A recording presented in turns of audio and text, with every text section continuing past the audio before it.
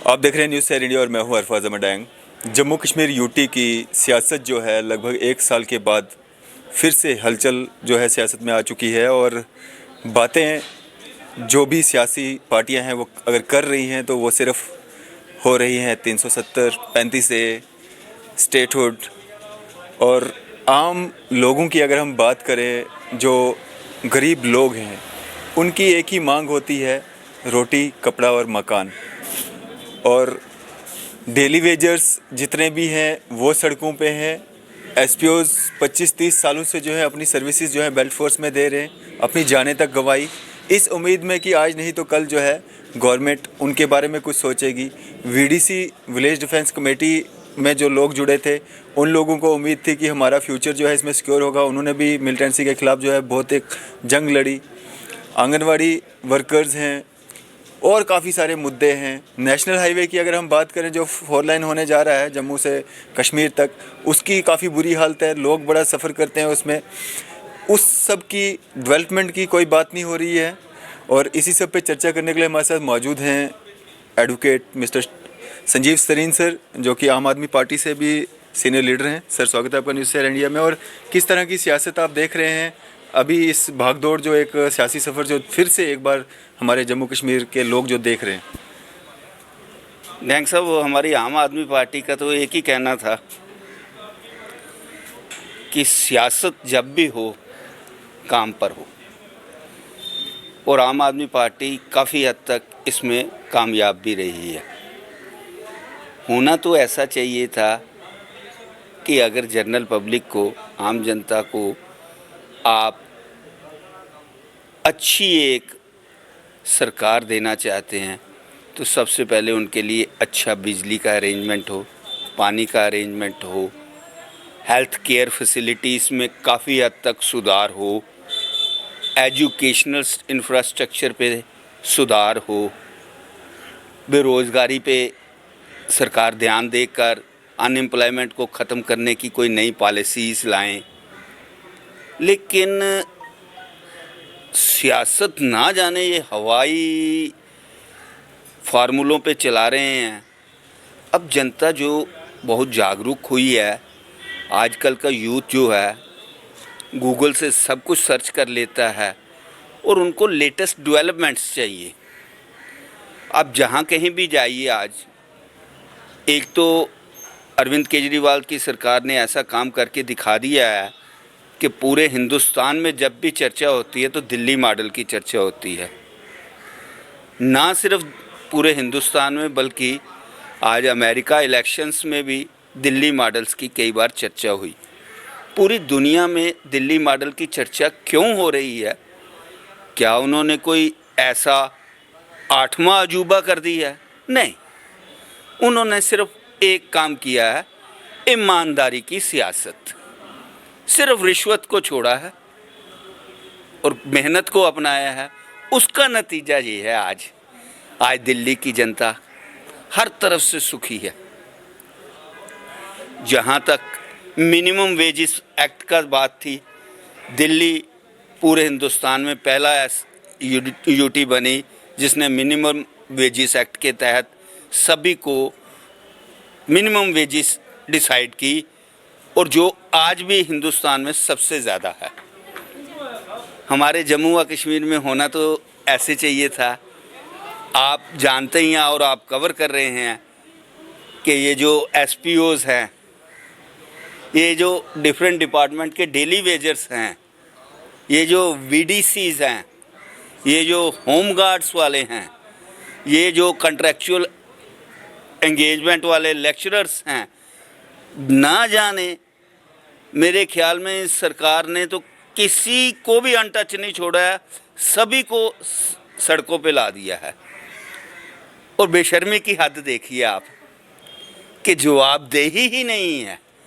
अगर आपने किसी को होना तो चाहिए था कि सरकार इन सभी एसोसिएशंस के लीडरन महोदयों को बुलाते, उनकी 1 बार 2 बार 3 बार मीटिंग करके सारे मुद्दों को देखती, सुनती और कुछ आश्वासन देती, लेकिन चूंकि ये सरकार गूंगी बहरी है, कामकाज का यहाँ पे करने का तरीका ही निराला है, अपनी मर्जी से इनका काम होगा, तो इन्होंने सभी को सड़कों पे ला दिया है।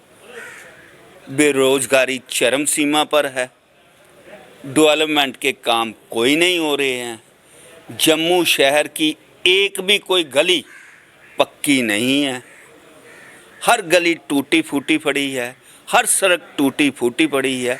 लेकिन इलेक्शन पे इलेक्शन, इलेक्शन पे इलेक्शन और इलेक्शन पे इलेक्शन, क्या फ़ायदा है अगर आप पब्लिक रिप्रेजेंटेटिव चुन के लाने हैं और डेवलपमेंट काम ही नहीं करने हैं। टैक्स का पैसा जानबूझ के फूका जा रहा है। होना चाहिए था कि जवाबदेही मुकर्रर की जाती। जिस तरह दिल्ली सरकार ने हर फील्ड में डेवलपमेंट करके दिखाई है, उसका मॉडल अपनाया जाता। कुछ चीज़ें नहीं की जाती, लेकिन टैक्स पे टैक्स ठोके जा रहे हैं और डेवलपमेंट के नाम पे बिल्कुल किसी से कोई भी जवाबदेही तय ही नहीं की गई है। आज भी आप देख लीजिए, कोविड-19 का टाइम चल रहा है, पूरा हिंदुस्तान खुल चुका है, अनलाइक 5 की भी पोजीशन क्लियर है, लेकिन आज भी लखनपुर में ना जाने क्यों रोका जा रहा है। वो रिश्वत का एक अड्डा बना रखा हुआ है, किस कारण? और क्या सरकार को ये दिखता नहीं है? यहाँ सरकार जानबूझकर देख के भी आंखें मूंद के सोचती है कि ये पब्लिक है, इसको पता नहीं चलेगा। पाप का गड़ा धीरे धीरे बढ़ता है, लेकिन बढ़ता ज़रूर है। ऊपर वाले की चक्की बहुत बारीक पीसती है, और जब वो पीसती है ना, जब उसका एंड में नतीजा निकलता है ना, इन जो 2 नंबर के सियासतदान हैं और 2 नंबर की कुर्सी पे बैठे जो इस वक्त एडमिनिस्ट्रेटिव पोस्ट पे हैं, कल को उनका भी यही हाल होना है। कभी अपने ज़मीर से बात करके देखिए, अकेले में बैठ के खुद से बात करिए कि आप इतनी तनख्वाहें ले रहे हैं, लेकिन आप काम ग्राउंड लेवल पे नहीं कर रहे हैं। और जिस दिन आपका ज़मीर उचट जाए, उसी दिन से आप नेक काम करना शुरू कर दीजिए, इंसान बनना सीख लीजिए, मानवता के धर्म पे चलिए और पब्लिक को ज़्यादा से ज़्यादा रिलीफ पहुंचाएं। संजीव सर, आपको नहीं लगता कि जो अपोजिशन वाले लोग हैं, जो पॉलिटिशियंस हैं, उनको भी जो है आम जनता की बात करनी चाहिए, आम जनता से जुड़े हुए मुद्दों की आवाज़ जो है वो उठानी चाहिए? काफ़ी बार एमएलएज रहे, मंत्री रहे, उन्होंने अपनी जो अभी भी वो अपना जो पेंशन ले रहे हैं, गाड़ियाँ उनके पास है, सिक्योरिटी उनके पास है, फिर भी अगर बात होती है तिरंगा विवाद बनाया जाता है, बात होती है गुपकार डिक्लेरेशन बनाया जाता है, बात होती है स्टेटहुड का जो डिमांड रखी जाती है। जायज़ हैं, सारी जायज़ हैं, लेकिन आम लोग जो हैं, जो डेली वेजर्स हैं, जो एसपीओज़ हैं, जो बाकी सारे लोग हैं, जो एजुकेशन डिपार्टमेंट में दबे कुचले लोग हैं, उनकी बात ये लोग क्यों नहीं करते? ये कमज़ोरियाँ क्यों जो है जान के इस तरह से लोगों को उम्मीदें रहती हैं कि हमारे लीडरान होंगे, हमारी बात जो है आगे तक पहुँचाएँगे? बहुत अच्छा क्वेश्चन किया अरफात साहब आपने। ये लीडरान महोदय अब इनके दिन लद गए हुए हैं। पुरानी सियासत जिस पे ये काम करते रहे आज दिन तक, नौजवान उस सियासत को समझ चुका है। आजकल नौजवान काम चाहता है।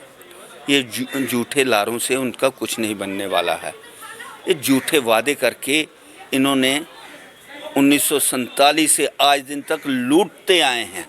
ये पिछले 73 सालों में इन्होंने किया क्या है? सबसे पहले, अगर इनमें से एक भी सियासतदान ईमानदार हैं, मैं किसी को बेईमान नहीं कह रहा हूँ, मेरी बात पे ध्यान रखिए, कोई एक भी सियासतदान इनमें से जो ईमानदार है, उसको सबसे पहले चाहिए अपनी मूवेबल इमूवेबल प्रॉपर्टी, अपनी फैमिली की प्रॉपर्टीज़ की सारी डिटेल खुद ब खुद पब्लिक जोन में दे। जिस दिन ऐसी एक भी पॉलिटिकल हस्ती ने ऐसा काम किया, सियासत उसी दिन से बदल जाएगी। खुद तो इन्होंने अपने घरों में नोटों की गड्डियाँ छाप रखी हैं, इनके घर के खजाने देख लीजिए, इनके लेविश खर्चे देख लीजिए, लेकिन बातें वही बेवकूफ़ बनाने वाली। अब पब्लिक इनकी बातों पे बेवकूफ़ बनने वाली नहीं है। हर बात पे टैक्स लगता है लेकिन फैसिलिटीज़ नहीं मिल रही हैं। नौजवान, पढ़ा लिखा नौजवान सब चीज़ें जान चुका है और अब सियासत बदलना शुरू हो गई है। अब लोग दिल्ली की सियासत की तरफ देख रहे हैं, दिल्ली यूटी की सियासत की तरफ। अब बहुत ही जल्दी आपको पूरे हिंदुस्तान की सियासत में ऐसी चीज़ें देखेगी कि जो डेवलपमेंट वर्क्स करेगा, डेवलपमेंट के नाम पे वोट पड़ेंगे। बाकी मुद्दे जो धर्म के मुद्दे या ये डिक्लेरेशंस के मुद्दे, ये अब बैक सीटेड पे चले गए हैं। आम जनता के लिए क्या मैसेज रहेगा? मेरी आम जनता से दो हाथ जोड़ के एक ही प्रार्थना है कि इन सब बीमारियों का हल आपके पास है। इन पुराने सियासतदान के दिमाग में एक बात है कि पब्लिक की मेमोरी बड़ी शॉर्ट लिव्ड मेमोरी होती है। पुराने मुद्दे ये बहुत जल्दी भूल जाते हैं, क्योंकि इलेक्शन के दिनों ये नए चोंचले को उछाल देते हैं और पब्लिक उससे बेवकूफ़ बन जाती है। आपसे दो हाथ जोड़ के यही निवेदन है कि जैसे हम और आप अपनी बेटी की शादी करनी हो तो उसके होने वाले हस्बैंड के लिए हर तरह से मालूमात करते हैं, हर तरीके से देखते हैं वो किस घर का है, किस ख़ानदान का है, उसकी बैकग्राउंड कैसी है, उसके परिवार वाले कैसे हैं, उसके रिश्तेदार कैसे हैं। उसी तरह अपना मुल्क, अपना वतन किसी के हवाले करने से पहले जो भी इलेक्शन में खड़ा हो उस लीडरान महोदय के बारे में उससे भी ज़्यादा मालूमात करके और सिर्फ डिज़र्विंग को वोट डालो, पढ़े लिखे को वोट डालो, वही आपकी बेहतरी कर सकता है। ट्रेडिशनल पॉलिटिक्स को अब छोड़ दो, अब आप नए तरीके की पॉलिटिक्स करो। शुक्रिया सर हमारे साथ बातचीत करने के लिए और अपना कीमती समय देने के लिए। ये थे हमारे साथ advocate mister Sanjeev Sareen sir, जो कि आम आदमी पार्टी के सीनियर लीडर हैं, जिन्होंने अपने व्यूज़ हमारे साथ साझा किए। फिलहाल हमें दीजिए इजाज़त। मैं अरफाज अहमद, कैमरामैन शाहनवाज के साथ।